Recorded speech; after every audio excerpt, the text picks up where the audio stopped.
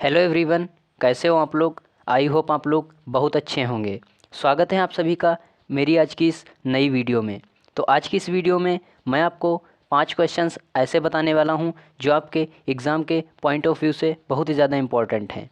तो चलिए शुरू करते हैं। इससे पहले मैं आपको बता दूं, अगर आपने मेरे प्रीवियस वीडियोस को नहीं देखा है जो कि आपके एग्ज़ाम के लिए बहुत ही ज़्यादा इंपॉर्टेंट हैं, तो जल्दी से जाइए, लिंक उनका नीचे डिस्क्रिप्शन में दिया गया है और उन वीडियोस को आप ज़रूर देखिए, क्योंकि उन 5 क्वेश्चंस में जो साइड बाय साइड की चीज़ों को मैं कवर करता हूं वो आपके एग्ज़ाम के लिए बहुत ही ज़्यादा इम्पॉर्टेंट हैं।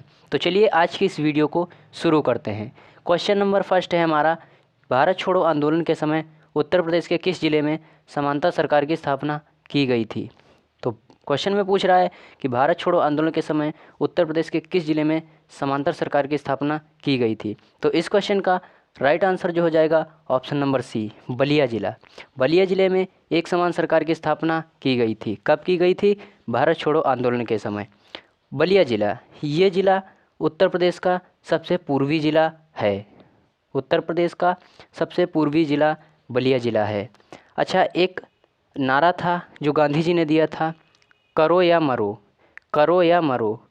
ये जो नारा था ये भारत छोड़ो आंदोलन के समय गांधी जी ने दिया था। याद रखना आप लोग, भारत छोड़ो आंदोलन के समय गांधी जी का दिया हुआ नारा करो या मरो।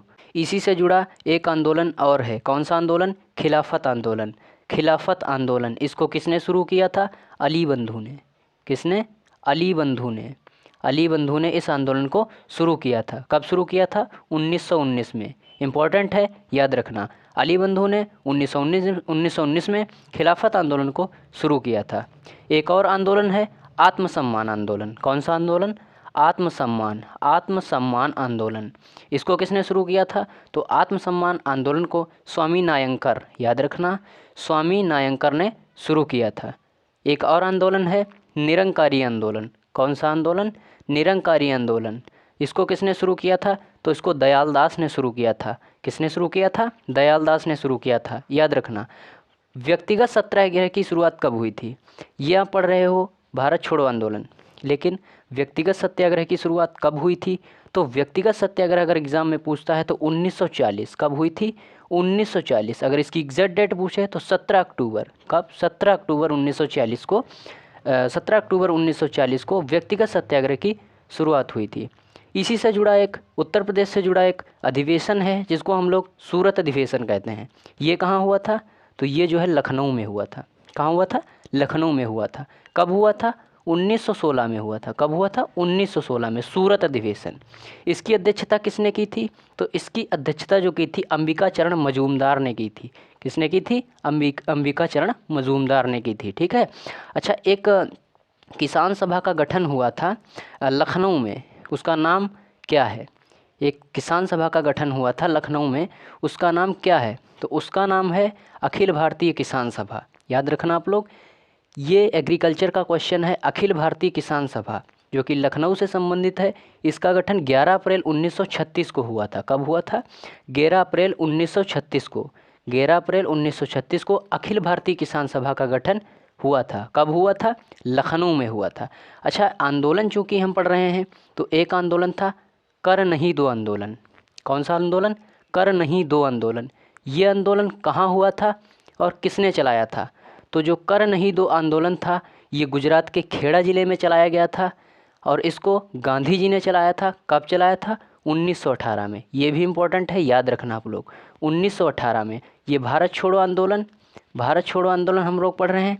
ये बलिया ज़िले में एक समांतर सरकार की इस समय स्थापना की गई थी। इम्पोर्टेंट है, याद रखना। अगला क्वेश्चन है हमारा, पानीपत के तृतीय युद्ध में मराठों की ओर से मुस्लिम सेनापति कौन मारा गया था?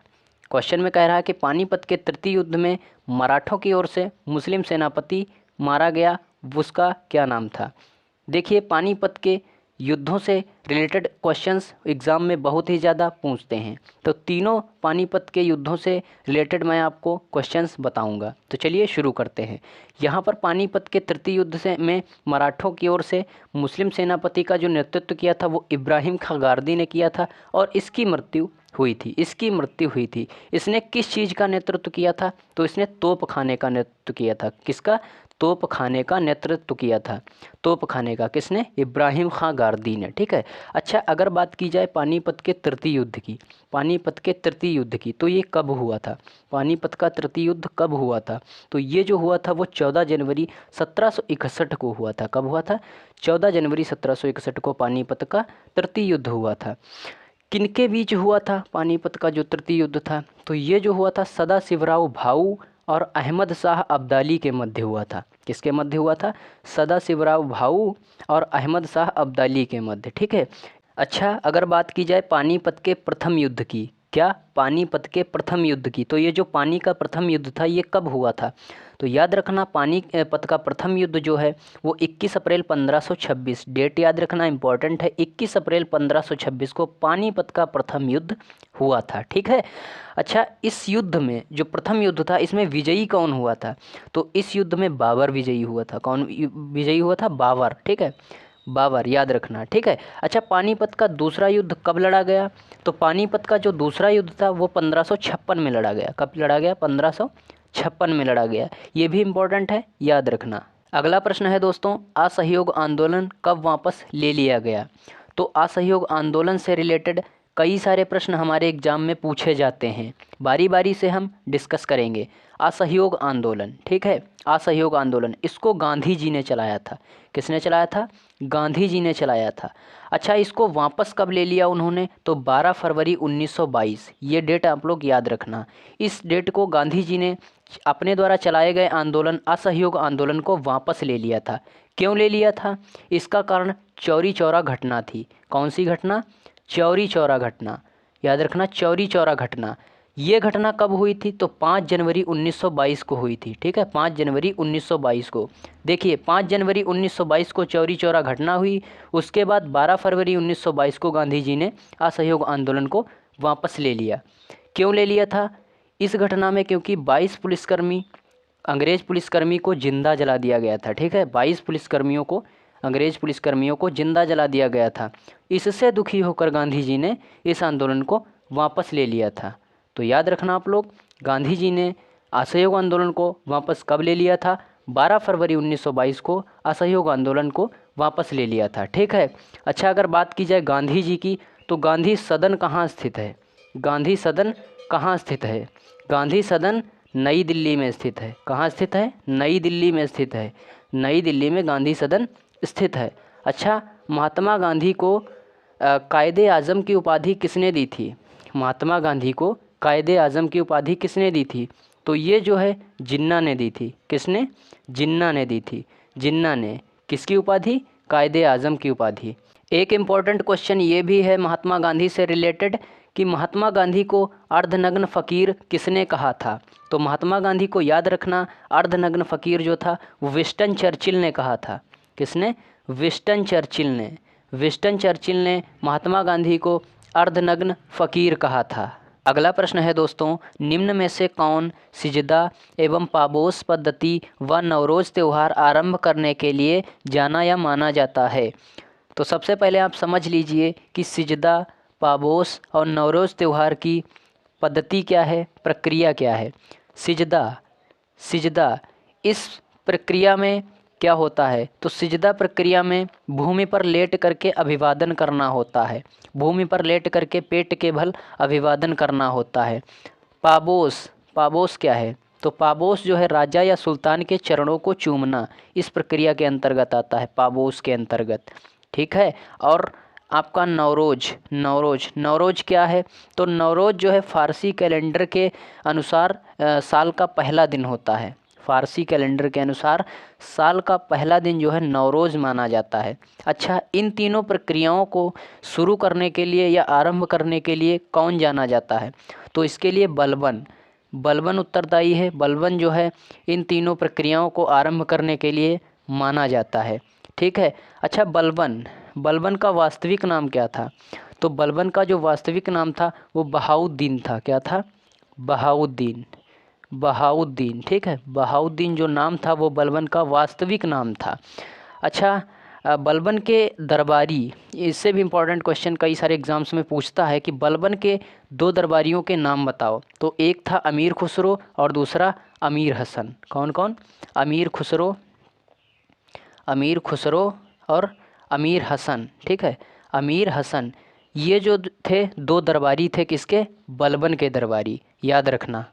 अगला प्रश्न है दोस्तों, किस स्वतंत्रता आंदोलन के दौरान अरुणा आसफ अली एक भूमिगत गतिविधि प्रमुख आयोजक के रूप में जानी जाती हैं, या प्रमुख आयोजक उस समय थीं, ठीक है। तो किस स्वतंत्रता आंदोलन के दौरान, तो ये जो था भारत छोड़ो आंदोलन के दौरान, ठीक है। ऑप्शन नंबर सी आपका राइट आंसर होगा। भारत छोड़ो आंदोलन के दौरान जो है अरुणा आसफ अली जो थी वो प्रमुख गतिविधि, भूमिगत गतिविधि की आयोजक थी। अच्छा, अरुणा आसफ अली, ठीक है, इन्होंने जो है क्या किया था 1942 में भारत छोड़ो आंदोलन के समय मुंबई में एक स्थान है ग्वालिया टैंक, ठीक है, उसके मैदान में इन्होंने पहली बार भारतीय कांग्रेस का झंडा फहराया था। कब फहराया था भारतीय कांग्रेस का झंडा, कहाँ, ग्वालिया टैंक के मुंबई में, ठीक है, मुंबई के ग्वालिया टैंक के मैदान में क्या फहराया था, भारतीय राष्ट्रीय कांग्रेस का जो है झंडा फहराया था। अच्छा, अरुणा आसफ अली को भारत रत्न पुरस्कार कब दिया गया था, इंपॉर्टेंट है, क्वेश्चंस में कई बार पूछता है, ठीक है। तो अरुणा आसफ अली को भारत रत्न पुरस्कार 1977 में दिया गया। कब दिया गया, 1977 में दिया गया था। अच्छा, भारत रत्न पुरस्कार, तो ये जो है भारत का सर्वोच्च नागरिक सम्मान माना जाता है, कौन सा, भारत रत्न पुरस्कार। अच्छा, भारत रत्न पुरस्कार की शुरुआत कब हुई थी, तो भारत रत्न पुरस्कार की जो शुरुआत हुई थी वो 1954 में हुई थी। कब हुई थी, 1954 में। अच्छा, भारत रत्न पुरस्कार की जो स्थापना हुई थी वो कब हुई थी, तो इसकी एग्जैक्ट डेट है वो 2 जनवरी 1954, 2 जनवरी 1954 को भारत रत्न की स्थापना हुई थी।